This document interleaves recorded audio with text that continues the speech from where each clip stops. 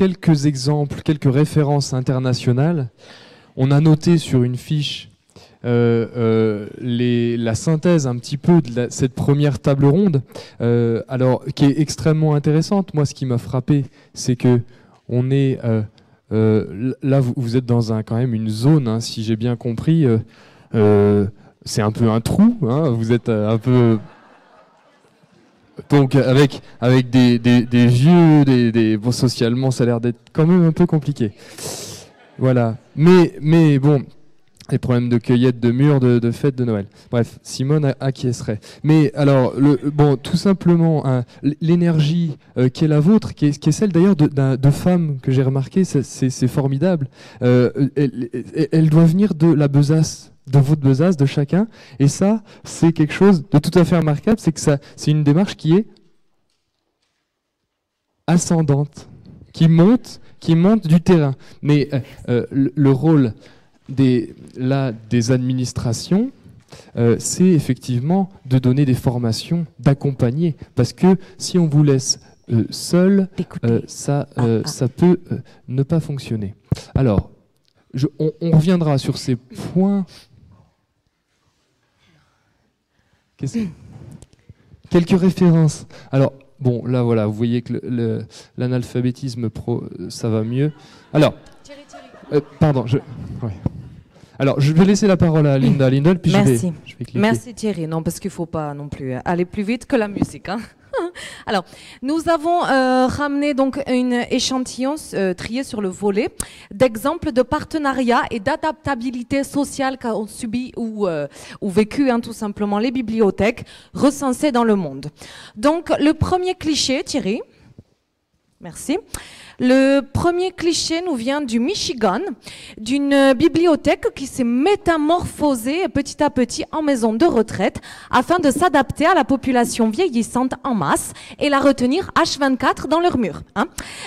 Nous noterons d'ailleurs que les bibliothécaires ont une double formation obligatoire d'aide-soignante. Hein, tout simplement, il faut rester cohérent. Prochain cliché. Alors, ceci est une cliché sous l'initiative d'une bénévole de la médiathèque de Riom, hein, proche de Clermont-Ferrand, qui avait du mal à ménager ses horaires avec son travail de boulangère, hein, qui a donc équipé son étal de documents de prêt. Hein. Et je m'amuse à dire que c'est une magnifique partenariat qui porte ses brioches. Hein.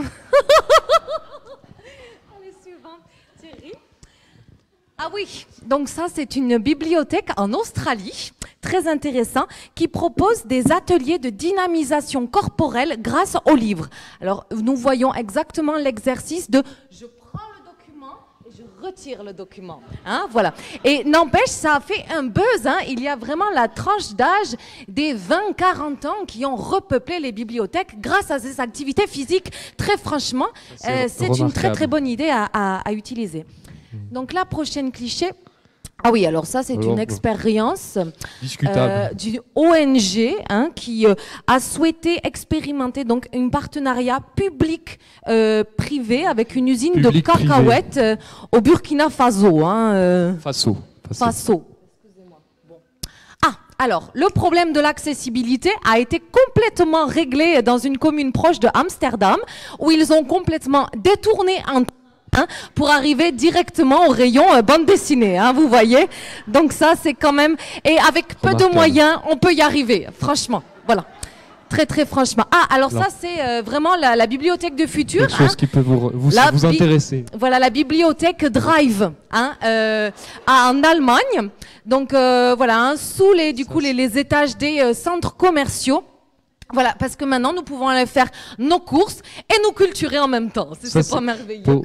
Pour Loïd Ebel, c'est un exemple vraiment remarquable. Hein, et je pense que pour un lieu comme le vôtre aussi rural, ça peut être un des exemples à suivre, avec vos problèmes de mobilité.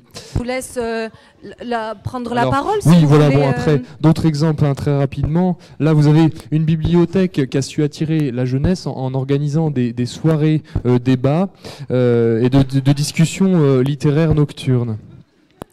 ici, le problème qui était évoqué tout à l'heure. Le problème de l'hygiène. On a le même en Suisse, effectivement. Là, vous êtes à Genève et où on a des gens qui viennent prendre leur douche, des sans-abri, comme on le voit sur la photo, qui sont en Suisse également légion. Ça cartonne, hein, franchement.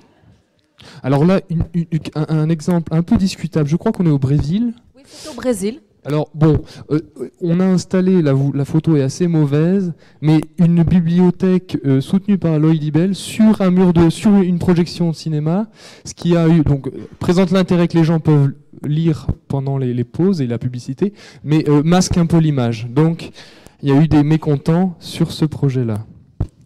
Et puis là, on est sur une bibliothèque, un concept de bibliothèque camping en Ouganda. Ça permet de rapprocher les gens du. Oui, vous regardez cet homme tend le bras, la culture quand même en premier plan. Oui. On va passer vite. Et puis là, on est en Grèce. Alors en Grèce, avec le FMI, on a mutualisé. Dans un d'économie. Alors ça, c'est l'économie. Vous l'avez dit, Monsieur Fisch, ce matin, hein, le problème, voilà, optimiser et mutualiser les moyens. Voilà, donc prenez exemple sur qui sont vraiment au Là, en Grèce, on a donc une piscine qui a été creusée dans une bibliothèque et qui permet de mutualiser les moyens. Alors, quelques problèmes, je crois, des collections qui... Ah oui, d'humidité.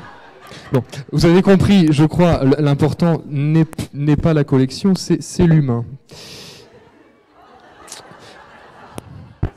Alors, un dernier exemple, peut-être. Alors là, on est en Argentine, un élevage de bovins. On est sur de l'agriculture. Et donc, on a effectivement cet accueil d'élevage qui permet d'amener du public, qui serait, de mixer. Voilà, effectivement. Voilà.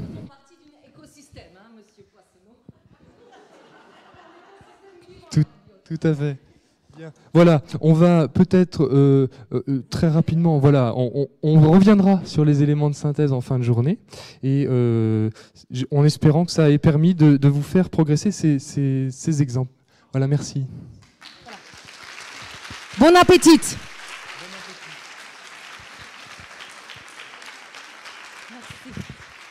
Donc